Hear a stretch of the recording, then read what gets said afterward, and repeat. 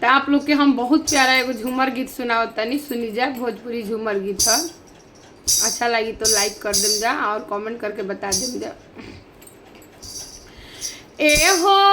मनवा के बातिया बताई कैसे, ए हो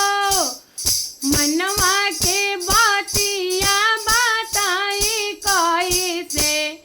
अपना रूसल साजनवा के मनाई कैसे, अपना रूसल बालमुआ के मनाई कैसे,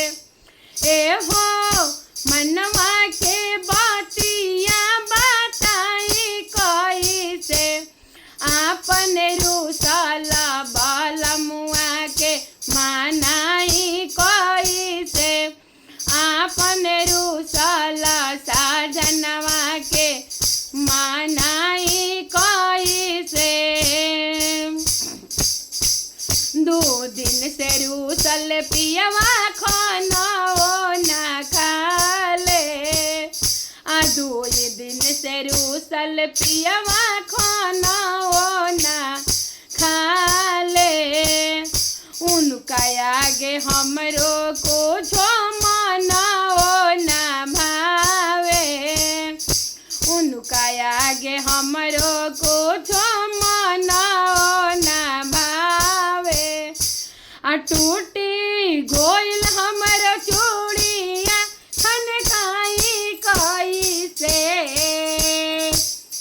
टूटी गोइल हमरो चूड़िया खनकाई कैसे, आय अपना रूसल बालमुआ के मनाई कैसे, अपना रूसल साजनवा के मनाई कैसे। सखी सले हर रोजा मारा ताड़ी तनवा, सखी सले हर रोजा मारा ताड़ी तनवा, कुछ ना बुझाला हम करी का बहानवा,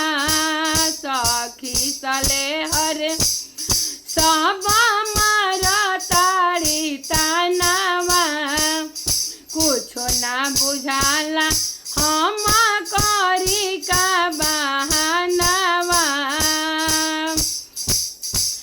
तबारी